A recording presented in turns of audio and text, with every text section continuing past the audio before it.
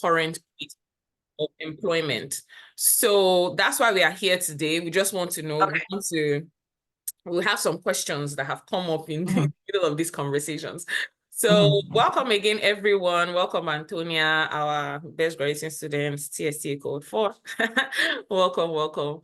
And we'll just start. So the first question that came up was, is there a statutory policy that is across board in Nigeria where teachers can find the benefits that they are entitled to? For example, vacation time off, maternity leave, sick leaves, and just the likes. Is there any policy across board that has those benefits that guide teachers? I mean, that's a really good question. The reality is, in terms of maternity, the same policies that guard the labor laws do advocate for maternity leave, which is 3 months. But again, it is dependent on the organization. However, let me speak to private school education. The reality is that in private schools and in private organizations, really, they do have the autonomy, and that's the word that I would use, to dictate their own policies. Ethically, they should be humane in the sense that it should look at the person and create a policy that is not just favorable to the organization. And let me tell you guys a quick story. So a member of my team sent me a message in January that she was going to leave the team.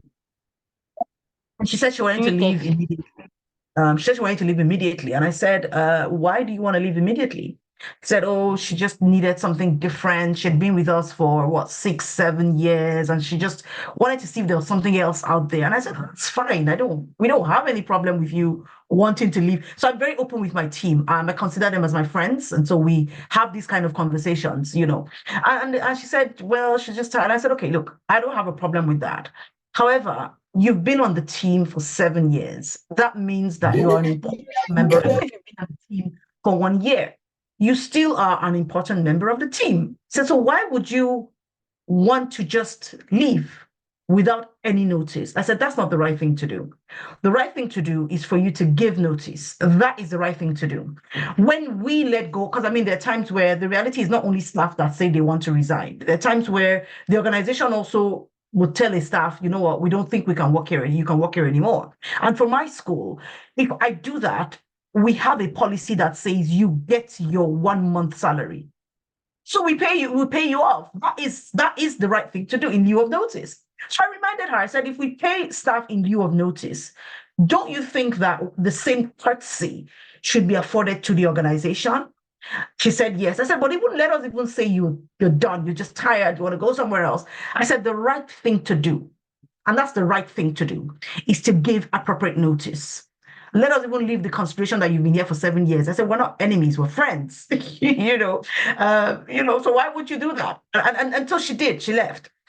And a couple of weeks ago, so this happened. She then, of course, stayed her notice period and left in February, which made more sense. Was it February or March now? To be honest, I can't even remember. February or March, anyway, is when she then left. A couple of weeks ago, somebody reached out to me and said, this young lady is struggling. And I said, oh, why? She says, well, where she went to, even though on paper, it is written, my apologies, let me just put my phone on mute.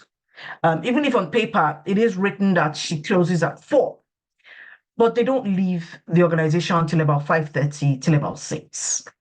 And so she's struggling because she has lessons and she's not able to meet up with it, yada, yada, yada. And I said, well, thank you for letting me know, but that's not my organization. I can't do anything about it. Why did I say, let me go tell you this little story? Now, in my organization, since COVID, what we found was the number of students, and that's why data needs to drive your policies in a school. In anything you do, data needs to drive it, to be honest. So in my school, after COVID, we suddenly realized that we had a decline in the number of students who stayed for after school. And so it made absolutely no sense for us to have our team close at 4. 4 is when you close. 4, you're happy, take your bag at 4 and walk away. That's your business, Except if you want to stay longer, well done, but you don't have to. However, we moved that back to 2 o'clock. And we said from 2 o'clock If you have nobody in your classroom, it's okay to leave. And we gave autonomy to the team. So college team, primary team, preschool team, and said, within your teams, if we had maybe a total of 10 children, depending on how it works, because I mean, sometimes parents just don't come in early. It's okay to put the children in one classroom and organize activities for them and rotate that. Just let HR know what the plan is and let operations know so that we understand where the children are. We understand that they're catered for. And so the ratios remain. And, basic things that need to happen, which is part of our standards and our procedures, need to happen. And so we did that. So it meant that some of the staff, actually most of the staff, by 3 o'clock, they're out of school because they're done. There's nothing they're doing. Whatever it is, planning that needs to be done, you can do your planning from home. You don't need to plan in school. And staff have their laptops that they use. They're school owned, but it goes home with the staff. And that's my school. Right. And that's because that made sense for us. We sat down the leadership team and said, look, it's not punishment to work here. Why are you sitting now in the classroom in an empty classroom? So that's what I'm trying to drive home the point that organizations have the autonomy to create their own policies and to manage their team the way that they want to manage their team. So yes, the only thing really is the maternity leave. The other thing that you would find is that most schools will the teachers would have a holiday when there's summer school, for example. So when the school is generally on holiday, then the teachers take a holiday. This again is because of the way the education system runs. So the holidays are tied into the school holidays. Public holidays are tied into public holidays. Another thing that you might find is different between maybe here and Canada. I mean, the UK is different, to be honest. The teachers, you don't really, you take time off when you can ask for time off, maybe 2 days, 3 days, which are like casual leave and things like that. But your annual leave is really tied to, and I don't know how that is in Canada. I don't really know much about the Canadian system, but it's really tied to when everybody's on holiday, then you take a holiday as well. But then you find things like summer school and all of that comes up. And that again is a revenue driven it's driven by revenue generation. If there's not enough revenue to carry the salaries and the operational expenses of the school, then you would find that schools will struggle, which is why you find some schools not paying. Not that it makes any sense to me. I'm not saying that that's the good thing. I'm just trying to explain why you say things like that. So in terms of what you can hold on to as a teacher, it really does depend on the organization and what you agreed on when you sign that contract. So read that contract and be sure that you understand what is actually written in there. I hope I haven't gone too far. No, you've answered like even some other questions that we had. Thank you so much, Mark. Like you were mentioned at the last part. For me, like one of the things that really got to me when I got to Canada was the holiday thing and having to spend my vacation time having summer school. Like when I got here, it didn't now make sense to me anymore. I'm like, okay, so when do I now take a vacation if I'm spending all my time having a summer school here? Maybe, and they'll tell you just take 2 weeks. So from maybe July, August till you come back in September, I'm taking just 2 weeks vacation time off. And then I have to spend the remaining times working. And then the week before resumption, they tell you to come and have teacher training and things like that. So like nobody has any time to rest. People are already tired before they resume. Before the school starts, yeah. And here, when students are on vacation, they're on vacation, and for us, we even shifted our vacation time back for this year. This will be like the first time I'm seeing that, where we were meant to go on vacation June 25th, I think. They shifted it backward by 1 week and said, oh, because of, they're impressed with school data, blah, blah, blah. So students can go on vacation earlier. And so teachers can go on vacation earlier this time. So you plan from that June till you come back in September. You won't smell any teacher anywhere in school, except maybe they want to have a training and they can do that online. They don't have to come into school to do that, or they have like a district-wide meeting. So teachers really enjoy their holidays. They plan for their holidays, but I think a critical part that you're missing out, Adora, is that, and I would ask that question, is that school a private school or is it a state-sponsored school? It's government, so we don't have privates here. Like the only private, but That's even the private, the ones that are private, which is maybe like two of them that are here, mhm, it's the same mhm. thing that works with them because Usually everybody free works with schools. one policy. Yeah. So because Yeah. everyone works with one policy, right? So Mhm, the policy is stated, and employees are put in different unions. So everyone mhm, has what they work with, and it's district wide. So you don't see public school teachers in school and then private school teachers are not in school, and there's mhm, no disparity. Everybody's working with one mhm, policy because mhm. everybody reports So to the government to here. to that one, yeah. So the thing that you would find, and again, I'll draw my look at the UK, Mhm. and what happens is, yes, teachers should knock off and go. I agree 100%. So what we do in my school is that we have two teams. So team one and team two. That's when we're running summer school. When we're running, not all the time we run. Sometimes the staff say they want to run summer school, and if the school doesn't want to run summer school, we leave it. The staff run it, they use the building, they pay for certain things that they want to pay for. But that's my school. That's the way I believe. My belief systems are very different from, maybe quite a number of people. However, just to the general populace, the reality is that in Nigeria, there is a dearth of government support for organizations. And so what happens is you're not only generating your revenue, you're generating things that infrastructure that the government should be providing. If I'm providing my power, I'm providing my water, I'm providing my roads, I'm providing literally everything, and I'm being taxed. It, Things that make absolutely no sense. People just wake up and just bring the thing and say you have to pay for these taxes. That school needs to generate revenue from somewhere. The only inflow that schools typically have that is a large enough inflow is tuition. And what that means is that they need to find a way. I like being very logical, in the way that I think, because that's the reality of it. Schools need to find a way to make that work. And the only way they can do it is to organize after school clubs. Like I mentioned, we had to knock off because it didn't make any sense. They also organize things like summer school programs and things like that. Now, within the school structure, I believe that a school should be sensible enough to say, you know what? If we have 200 children, for example, it is highly unlikely that you're going to have half of that number for summer school. It's highly unlikely. What typically happens is that you have between 30%, most 40% of that number. And some of it is not even made up of your students. So we should then look at it and say, if this is what is going on, it then means that we can have a plan for our teaching staff, right? So, like I said, for my teachers, we do have that splits, because there was a time where we had to have summer school because we had to absolutely generate that revenue. This year is looking like one of those times because it is getting really, because of all the craziness that has been happening in the economy, our budget is not as beautiful as it should look. And so we already are having that conversation and saying, we need to have summer school. Does it even make sense? Can parents even afford summer school? What's the cost benefit analysis to this summer school? And so what would happen is that if we had to run summer school, we would have two teams. Okay. So team one would run maybe the first 2 weeks or the first 3 weeks, depending on how long we wanted summer school to last. And then team two, we then have the next set of weeks. Yes. And so what would happen is across 6 weeks, you have team one 3 weeks, another team 3 weeks. If it's 4 weeks, then you have 2 weeks and you have 2 weeks. And everybody else is on holiday during that period. And we organize our lessons, our classes such that everybody's on holiday. So we sort of run and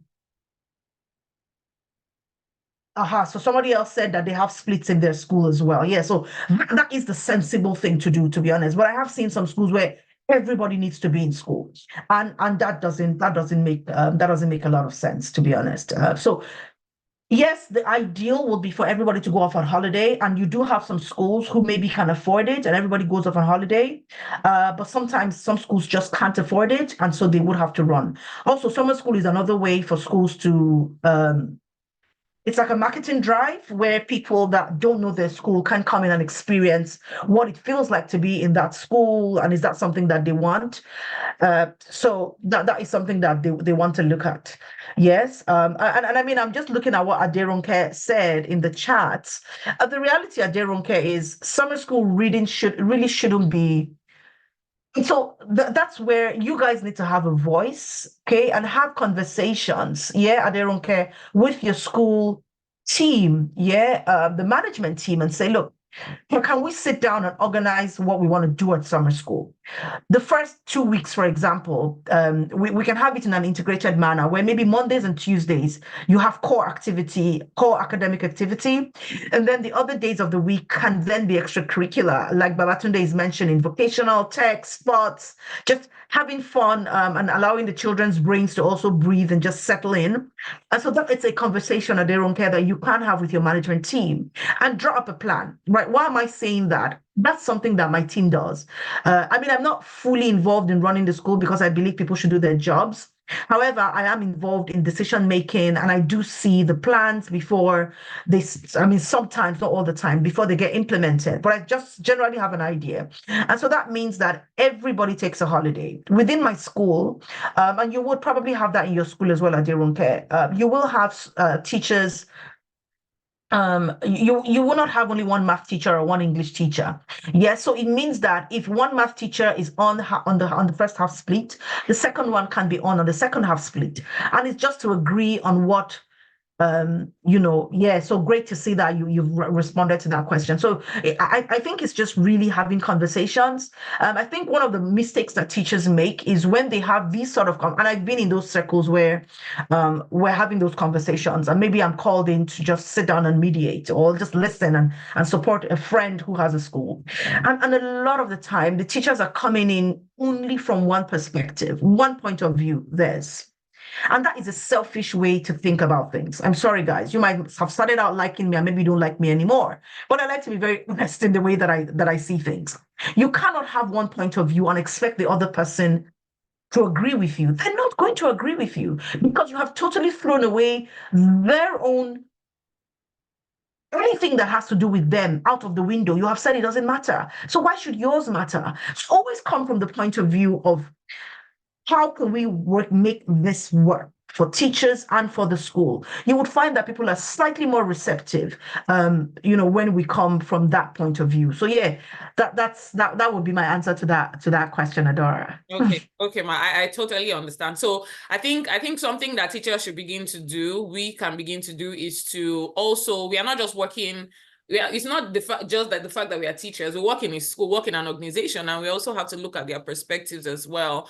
And I will take it back to the fact that data is so important. So you should be aware of your school's data. I'm like, we are not making enough money. So Yeah, we that have would make to do sense. something. You have to be interested in that conversation as well. Yeah. In the fact that if we're not pulling in enough revenue, what can we begin to do? And it may not just be summer school. You can also bring other ideas to the school on how to generate revenue so that, in the long run, you can get the summer break that you Yeah. really want, Yeah, absolutely. you know. Absolutely. Yeah. Yeah. Yeah, I mean, we have my teams that some of them volunteer and they volunteer to where we had vendors delivering things. Some members of the team said, please, instead of this vendor doing this, can we go to market and go and buy it? They went and brought their prices and they were very comparative and we gave them the deal. And the staff manage it now. You know, it's easier for me because they're buying what they know that we need. I'm not having to be stuck with what a vendor has in the store. So those are sort of some things that you can do. Some of them decided to make our soap, so they make our soap, things like hand washing soap and things like that. It's nicely perfumed. I mean, we had standards that we put laid down for them, but they did it and they met it.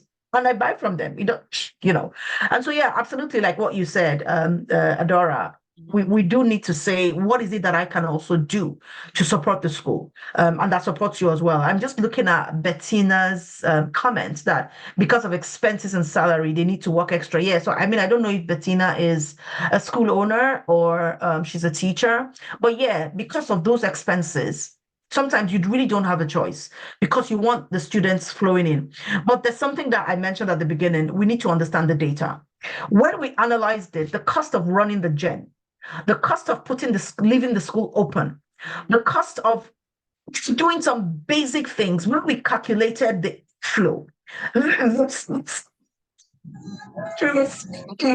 run the school, it made absolutely no sense to run summer school. And so we put it in the can and said there was no need for it. right? So sometimes all that we're focusing on is the money coming in.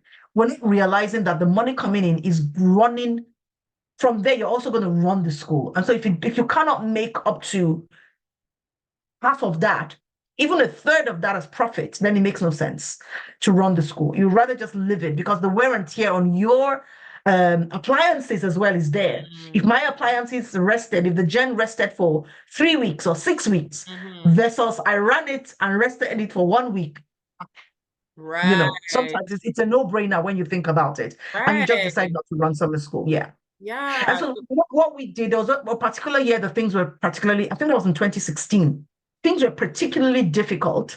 So when we started the school, and that's why for me, ethics are very important. I think you shouldn't be running a business if you don't have ethics. That's me. Again, that's a personal opinion. And maybe it's because I'm a Christian and I run things on Christian values. Maybe, I don't know. But when we started the school, we let teachers know when we're hiring them and said, look, we don't have enough students. This is what we have. And so during summer school, we will pay 70% of the salaries because we couldn't afford to pay. I didn't think it was right not to pay at all because there's some schools that don't pay at all. And I thought it was just wrong, but we said we can pay 70% for this first few years. And that's what we did for the first few years. And then that's skidded over, and then we were able to pay 100%. But there was a particular year, and I think that was 2016, the first time the dollar just went that sharp incline from nowhere, it just went crazy.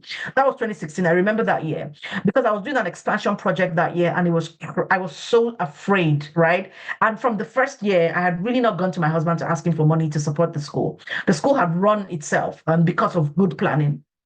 So I didn't want to go back to him and say, Guy, we are now come and help your babe. I didn't want to do that. So we went to the staff and said, we may be unable to pay you guys 70% during summer school. We may be able to do 50. We had that conversation and they were happy with it. They were okay.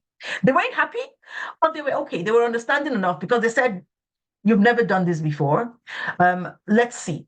But thankfully, we didn't even have to because somehow we're able to stabilize things and we're able to still pay 70%. And I remember the first year we paid 100%. We didn't even tell them. They didn't believe it. They were like, people came and they were sending messages. Miss Kiki, I think you guys made a mistake. you know, and that's what it looks like to have a good working relationship with your team. Let's talk to each other because people understand a lot more than we think we give them credit for. So let us have conversations within our school systems. I think it helps. Yeah, the Tina, it was fantastic. It was great. I felt really good on the inside to be able to do that. Yeah. I know I experienced that during the COVID when people were like they were not getting paid, and then where I was working, they were still paying us 70%, even if we were not coming in to do anything. So that's amazing. So I'm even thinking of the part where you mentioned like for summer school, some schools just stereotypically carry out summer school because everyone is doing it, but they don't even think of the wear and tear, the appliances, and pressure it puts on what you already have. Yeah. And just like, oh, let's do it. And then when the school ends, that's when you're fixing and trying to put things together again. So yeah, that absolutely makes sense. Thank you so much, Ma. So the next question, someone brought this issue and was like, she was sick one day, and she asked if she could not come into school because she was really sick, and they were like, who was going to take her class? There's nobody to take her class, that kind of thing. And she was like, she had to come in even if she was sick. So I don't know. And some other people have said, yeah, that it's happened to them as well, where they will be sick, but because the school doesn't have anything around, maybe sick leave or whatever, they still have to come in, or maybe substitute teachers, for example, they still have to come in even when they are sick to teach. So I don't know if there's anything you have to say about that, or is it an ethics thing or moral thing again? You think that's just stupid? Excuse my English. That's just stupid. If somebody is ill, they're ill. They shouldn't be in school. When a child is ill, they can't be in school. So why should an adult be ill and they're in school? That is a recipe for disaster. And again, I think that just goes to common sense. I don't even think this one is ethics. I think it's just common sense. And bad planning. What has happened with a lot of institutions is because they're trying to maximize profit. The staffing structures, right? The operational structures that should be in place are not in place. That's simply what it is, And so there is always, for us, what we do is we always have one extra person. Also, the managers in the school are academics, right? So what that means is if somebody cannot be in school, they step into the classroom and they teach. I've had to step into a classroom before when I was, 100% in Nigeria. I'm not 100% in Nigeria anymore. But I've had to step into a classroom to teach because there was no teacher. They were not feeling well, or something happened. There was traffic, there was fuel scarcity, and there was stupid hold up on the road, and they couldn't be in school. And I've had to teach. So your school should have a policy that protects you for sick leave. We do have that. If you're ill, be in school. Now, what we have found is that there's been abuse of that policy, and so people would. There's absolutely nothing wrong with them, and they'll tell you they were not in school. And eventually, people talk, right? They forget that WhatsApp is being seen by other people or Instagram stories or something, and then they post something, and somebody sees it and they're like, but you said you were not feeling well. Well, they've told somebody something, not here, knowing that somebody else was overhearing. And that's very painful for an organization who's trying to do the right thing. So what we've had to do now is insist on them bringing a doctor's report to just back up your claim of sickness. And even in any environment, really, that's what they're expected to do. If you can't be at work because you're not feeling well, then you should bring a doctor's report, something that backs up your claim. But your school should have a sickness policy because it is the right thing to do. And then there's a procedure for that. So every policy should have a procedure.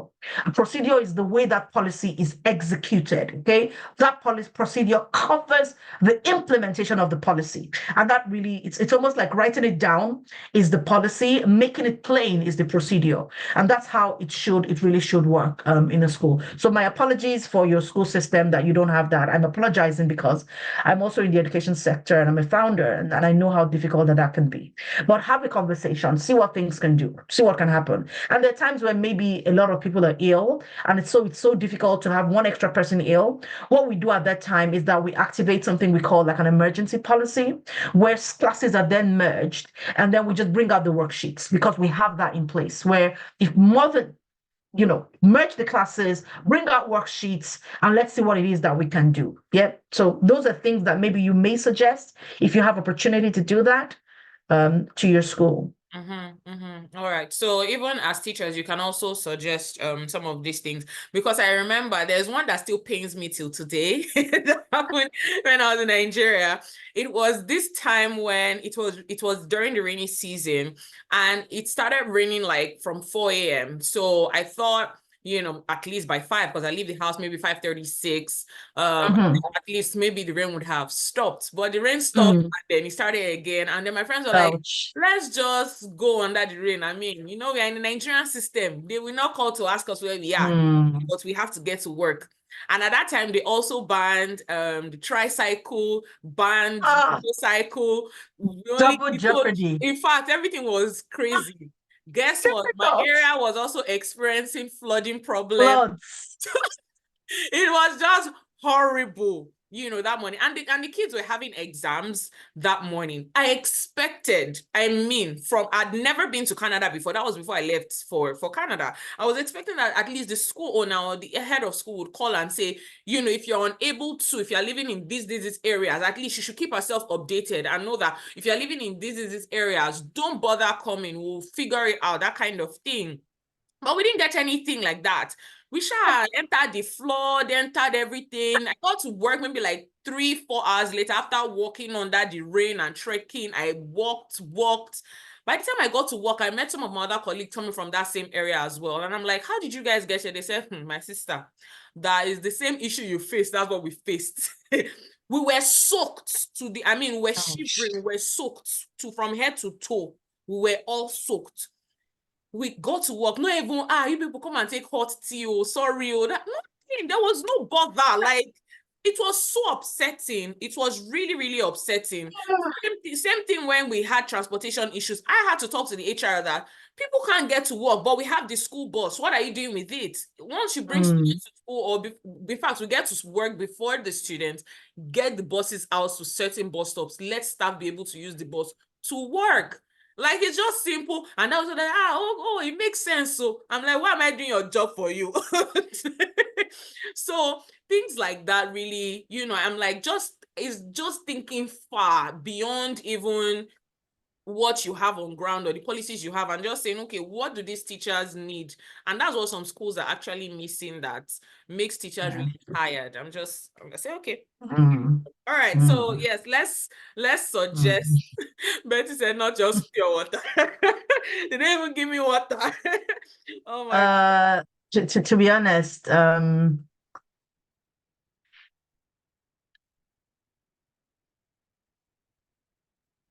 they should rub your back, maybe, and say, "Oh, sorry that you had to come in the rain." But sometimes they may not even have the tea to give to you. Yes, because they also didn't plan it. So, and I'm saying this because I'm somebody who's very strict on my budget. Mm. Very strict with my budget. If it's not in the budget and you bring it to me, hey, you have to have a really, really, We're not really, like we're asking for really, what, but really good at reason. least, okay, at least you no, at least Ah, no. Your teachers are they are and you should soaked be from taken head to care of. toe. The kids you want us to teach, they drove in cars, they don't even know what's happening. At least, no. Betty say I'm asking for too much. You shouldn't have to feel like you have to get in the rain and come in soaked. Okay, Yes, so that's the first like thing that I would say. You should have realized that, you know what, I'm struggling here, and be able to let somebody know we're struggling. We'll get to school as soon as we can. And that has happened in my system. Funny enough, when my staff are sick, they don't even like to stay at home. We have to force them to go back home. Go home, you're not feeling well. Why are you in school? So it's very interesting when I hear people say that they're ill and they have to be in school. Absolutely. It's always shocking for me. Again, I believe that a school is an ecosystem. And mm, it's a living and breathing ecosystem, which means that things should adapt and adjust based on what is presenting per time, which is why there are waivers for every policy. There, some situations that the policy may not cover. There are some situations where it makes absolutely no sense to insist on a policy at that time, which is where common sense comes in, and things like that. But the staff should feel like they're valued enough to know that even if I can't be in school at 7 a.m. when I should be in school, management will understand that I'm not just deciding not to be in school, but that I cannot be in school at this time. Yeah, so that's how I feel that we should sort of work on that. okay. Makes Try. sense. Okay, so this I think this one, I think you will be able to cover all of this in one. So someone asked about school harshness. So some teachers have experienced some sort of harassment from maybe Mm. parents, and there was a conversation. A teacher brought it up that something happened in the school, and I think it was the child's notebook that got missing. And because she was in the haze of, oh, let me try to do this, let me try to do that, she forgot to check their notes. And then she got the student got home and the parents asked, where is your notebook? The child said, my teacher did not give it back to me. But she was like, she has given everyone back their notes, why does this child not have their notes with them or something? It should have caused a whole lot of commotion. The parents came to school, shouted at the teacher. The school owners too came out and was like, the teacher should apologize to the parents. And then they subtracted the amount of money for the book from the teacher's salary. And later on, like 1 month later, the child came back to school with the book. With the Like, where did book. you find the book? She said, my mom was Yeah, cleaning the house and found the book. No apology from school, no apology from yeah. parents. The teacher's like, what do I do? And again, she's like, job security. I don't have another job. I just have to stay here. Mm. So some teachers have experienced these things, and many people could relate. They were like, I have experienced Yeah. a parent to just come to work and then just start shouting Mm. at me, and the school will still say, apologize or calm down, keep quiet. And afterwards, there is no repercussion, or there's no, I don't know, there's nothing. They just leave the teachers hanging and focus on the parent and the child. What can Mm. teachers do in this situation where they are Uh, they face this harshness, but they don't know what to do and they feel like it's unfair? it is unfair. It is unfair. That's the first thing. It's unfair and it shouldn't happen. And it's difficult for a teacher to take certain actions when the school is not in so I'm not sure if support is the right word, but it's not on your side in the support is the right word of what it is that you're doing. So I would say that teachers need to learn how to be more what's the word now? You need to learn how to put your house in order. I think that's really it. Now, it doesn't mean that you can do this all the time, but there are times where you need to also keep records. If a school is, if a book is going home, and I'm saying this because we've had that situation before in my school where the parent didn't bring the book home, but the teachers had the record to say, we sent home this book and it hasn't come back. Because when the books come back, we check it off. And so what then happened was the parent insisted that the child brought the book back. Teacher said, respectfully, I have my records. Perhaps I forgot to mark the record. I would check the classroom again. However, I would give your child a temporal book for this time. Your child will not be allowed to write in the book because it was a workbook. They would do their workbook, they would do their work on an extra sheet of paper or in the notebook, but they would have the book to use. And when the book eventually came, because the book did come back from home, and the teacher wrote, the admin actually wrote to the parent and say, we're happy to find that you did eventually find the book. So at this time, we're going to ask your child to please copy all that they have missed into the book. And so even though the parent didn't come back to apologize, but picked it up and sent that message to the parent. And then the parent responded and said, oh, yes, they found the book eventually. That, okay, no problem, the child will do it. Did it. They had to copy because we gave them a book, but they weren't allowed to write inside the book because the teacher insisted that this book is not, it's not in this form. The child did not bring it back. So teachers, you need to say, how do you keep your own records, right? And that is it's part of classroom management. Yes, and out of classroom management is letting parents know every time a book goes home, let the parents know this book has come home. When the book comes back, let them know, thank you for sending back the book. So that message doesn't go. The parent cannot come back. Even if they know that they are coming, even if they come back to say, I didn't get the book, I didn't get the book, they know that there is a record of the book coming home and there's no record of it coming back. That's number one. Number two, I think it's a very wrong. So there's something that when we're growing, my mother, she will side you outside. Inside the house, she might almost kill you. You know, but when you go outside, my mother will stand on your side. She won't say anything if you are wrong, but she will never throw you under the bus. And that's something that's my management style as well. And I also learned it from my mentor, Richard Branson. He takes care of his team, right? Because his team takes care of his business. And so that's one of my virtual mentors. And so that's something that we do. We believe very strongly in standing on the side of the teacher. Even if we've had a parent that we've actually asked to leave the school before.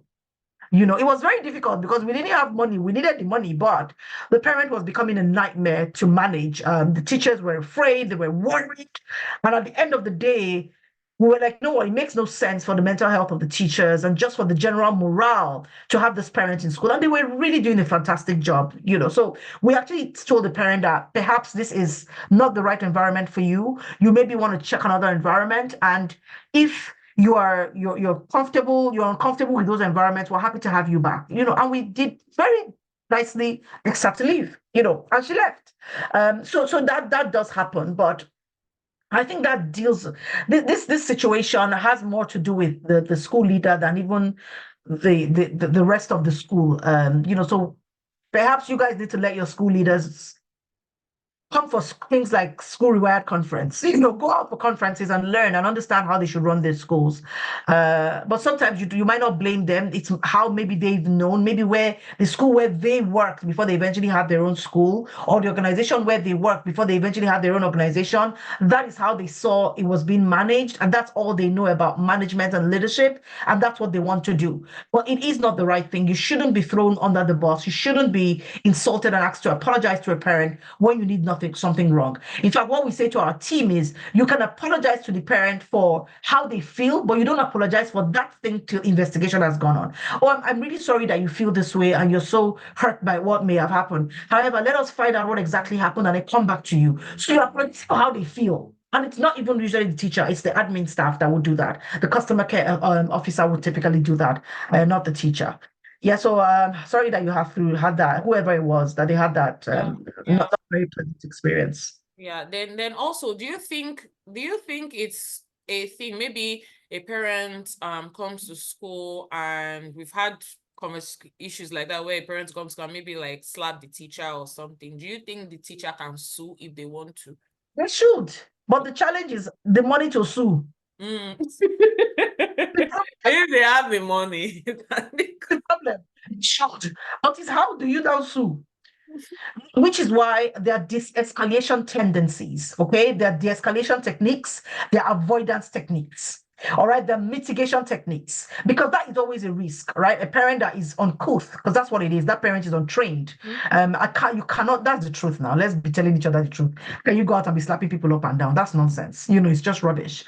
And that's the situation that we had with that parent that we had to ask to withdraw, to leave our school, because she's that person. She's like, what do you mean? Even the way she talks to her nannies, right?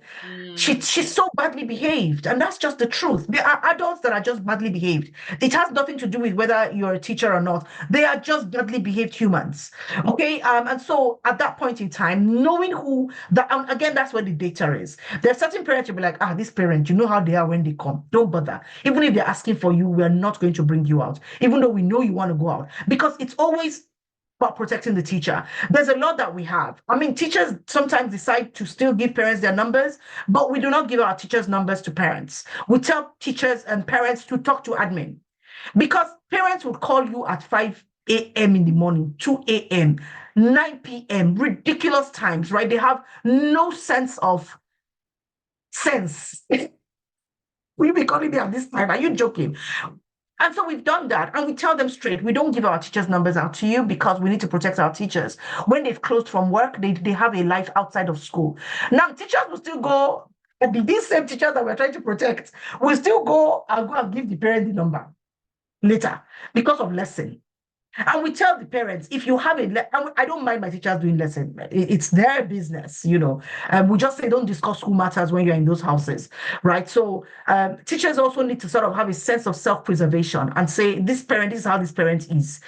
Please, admin, how can you help me in this situation? And not assume that you can do it yourself. And I guess this is me assuming that you can go to admin and have that conversation with admin and they would listen. So my apologies if you can't. I don't have that kind of situation where you can't talk to admin and seek for support. I don't have that situation. So my apologies if you have that. I'm happy to have a session with your school leaders for free. If TFLA is happy to organize that, I don't mind. And then we just have that conversation and help them know that, you know what, if you're not doing things the right way, what are the problems they are having? Because they also might be having little problems that you may not be seeing, and is making them take those decisions as well. So there are always actually there are three sides to a story. Your side, my side, and then the real thing that is actually happening. And that's what we need to deal with. Yeah. Yep. Yeah.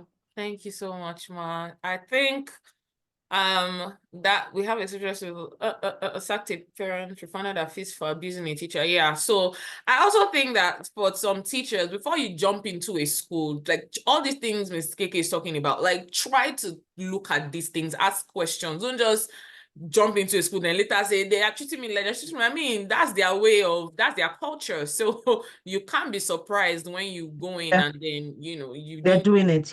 Yeah, that's true. Findings and things like that's that. True. I mean, I once went to a school. They invited me to come and speak.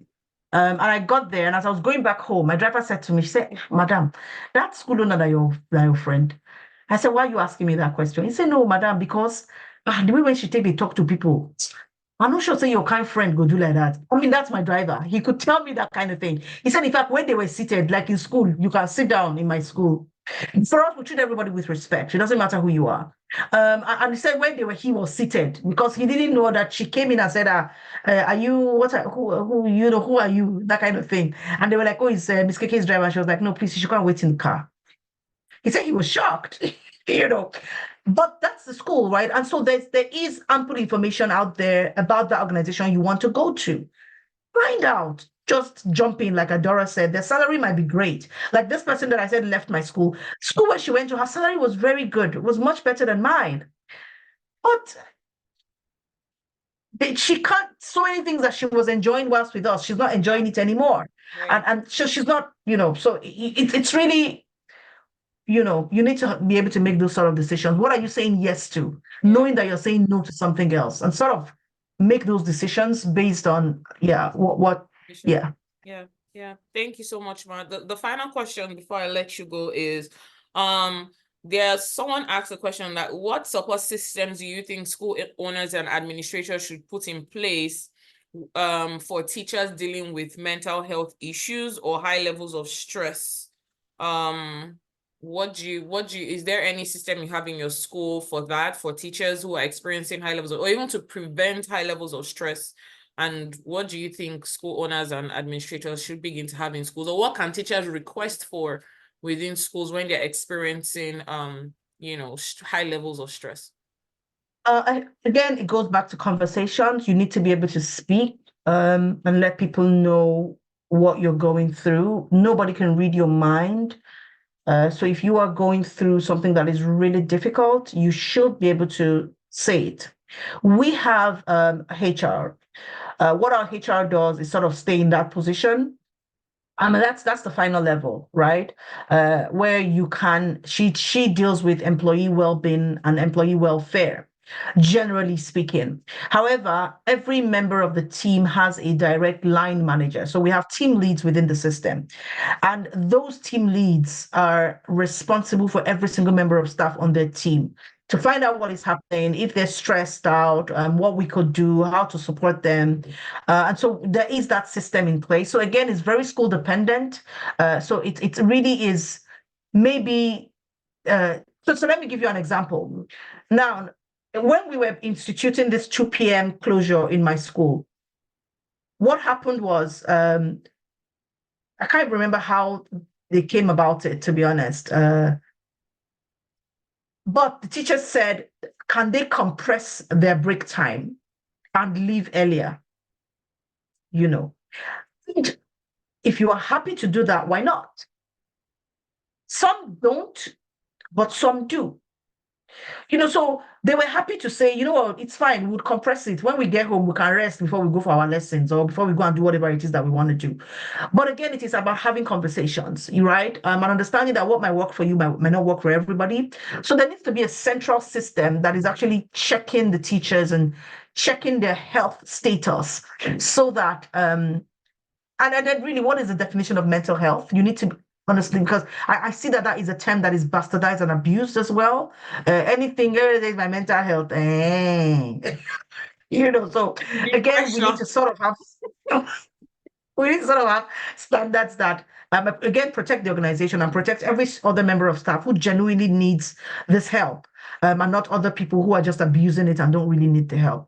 But we do have a system where teachers can speak if they need to take time off, if they need to not be available, or they need somebody to support them to take their class. They are able to reach out to their line managers and escalate to HR if it's something that they absolutely and it absolutely has to happen. Yeah. So that I would say every school needs to sort of have that central system. And then if your school doesn't have it, we, the teachers, what can we do for ourselves? Right. There's a principle in Agile that says that we need to be self-organizing teams. And that means that we need to look within our teams and say, what is it that we can even do to help ourselves as teachers within this school? And then we should do it because we really are not in competition. It's a collaborative relationship. So we need to say, how can we help one another? I feel that might help. Awesome. So also like taking ownership of Absolutely. yourself and knowing that, man, I'm stressed. I know for me at I didn't used to know when I was stressed. I didn't used to know until one day my head of school called me. Something happened in my class. That was like when I just started teaching, and then I was overwhelmed. The classroom management was a hustle. Oh, And she called me and she was like, Adora, what's going on? And I cried for like 10 to 15 minutes. I was just crying. I couldn't say anything. And my goodness. she knew I was stressed. I was just crying. I couldn't say anything because I was Mm, overwhelmed, but I didn't know mm, that I was overwhelmed. I love my job. I love my kids, but at the same time, like, when you're experiencing especially when it's your first time, you may not know that these things are happening. So I think that system of also mm, school checking in on teachers to also know how they're, mm, some teachers don't know mm. how to, some people, let me not say teachers, don't know how to process their emotions or feelings Yeah, sometimes. yeah, So you don't know when you're stressed, actually. You I just agree. going, and then you break down, you hear the person is in the hospital, Mm-hmm, it's like that. Yeah. mm-hmm. So I mean, there's something that so one of the questions, I'm sorry to cut in. One of the yeah. questions that I ask my team, because we do have leadership meetings, and most of them are virtual. I say, how is your team? How are your team members doing? How are they thinking? Are they all right? So that's a critical question I ask when I have management meetings with my team. And then they have to tell me about their team. Those that have children, they tell me, how are they managing? They have a baby in the house. How are they doing with that baby? Did they come in late? Are you seeing them sleepy at work? So those are sort of questions that we ask. And I think it's just really having an understanding about what's important. I think that's it, really. We have redefined what is important. And if we went back to the basics of really saying what is important here, I believe that a lot of these questions that we're asking, we wouldn't even need to ask them because some of them are non-issues. It's just common sense and just seeing the other person as a human. On both sides, really. A teacher seeing that, this person who owns the school is human, and on the other side as well, this person who won't, yeah. But I think that those are things that, yeah, common sense. Yeah. Thank you. Thank you so much, Miss Kiki. This has been so No good. problem. I hope it was enlightening for everyone. I think, majority of the questions asked, it still falls back to us as teachers and educators to open up and just have conversations. Sometimes in some spaces, just have the Mhm, conversation and see where it leads to, and hopefully you can mhm, get a solution to mhm, whatever you see. mhm, mhm, Yeah. mhm, So mhm. I'll just take one question from the audience, one question after this one. Okay, If you have one that's question, right. or if you have a question, you can just if you don't have a noisy background, you can unmute to ask, or you can type Mhm, quickly. mhm, Quickly. If you have mhm. any question or something happened to you in your school that has to do with like policy or structure or whatever. And I would just, whilst we're waiting for that question, I would encourage all of you to prioritize yourself. Mm, Okay. And what do I mean by that? You are critically important. Even if you're not told, you need to know that you are important. All right. And when you understand that you're important, your self-worth would go up. And once your self-worth goes up, there's certain things that you will not allow people to do to you. You will not take it. All right. And because you don't want it to, so let me give you an example. There was a place where I was working, and the owner was just very funny. But I didn't want anybody to insult me because I know that I will answer you back. I'll be a dog girl. So I said, let me just, before the Jesus in me would be like, is this girl saved? You know, to respect myself. I said, you know what? So certain things that I've just said here, it kept my data, there were certain things I kept. So what I needed to do, I did it. So you couldn't come and say anything to me because you had no reason to. Right. So, and that was because I respected myself and I didn't want any nonsense. Yeah. So those are things that you need to understand. You are important. You are valuable. You are gold. All right. And you're not going to just throw gold. The Bible says that do not cast your pearls before swine. Yeah. So don't cast yourself before swine. It doesn't matter if that person, they don't know that they're swine. Yeah. So prioritize yourself. You are important and understand and believe it. Yeah. I love that. That was something I took before I left. There's a way I carry my Yeah. by the time I able Good. to speak, people are like, you speak so well. I say, I know it's because of people like you. Because like there's a way I would speak, there's a way I would dress, there's a way I like I like, oh Yes. my gosh, Mr. Dora, like I just love like my children cannot stop gushing over you. And then there's another friend, Oh, and my school had a policy where you cannot take like good. after school lessons. You can't teach a child because they feel like children will have more advantage over other children if you Over do that. another. Yeah. So it's a policy that the school is against. So there was a Mhm. particular parent that was trying to show like, I said, I'm sorry, I can't. Like the way I even said, she was like, now you just like Shakara. I say, yes, leave me on my Shakara alone. I beg. It's not me that they will come and sack because of you. I mean, we had that policy, but the reality was I realized that one, teachers needed that extra income. And teachers, I would rather my teacher was working with that child who needed support than they got somebody else who didn't understand the way that we were teaching, didn't understand our concepts and our methodology, and just became a point of confusion. for the child. Also, finally, teachers would finally still find a way to go and talk to that parent. So we even sort of wanted to be in control of the situation, so we took out that policy. Yeah. We just amended it. Let me not say took it out. We amended it to make it Yeah. what? Okay, so in the absence of more questions, somebody is asking for multiple streams of income. So I mean, that Coca, that's very school dependent, to be honest with you. Some of them have to do with space. Your school can decide to rent out their space to the people who want to have parties. So they would have a hall, they might have decorations, they might have things like that. If they had field, they could rent out the field.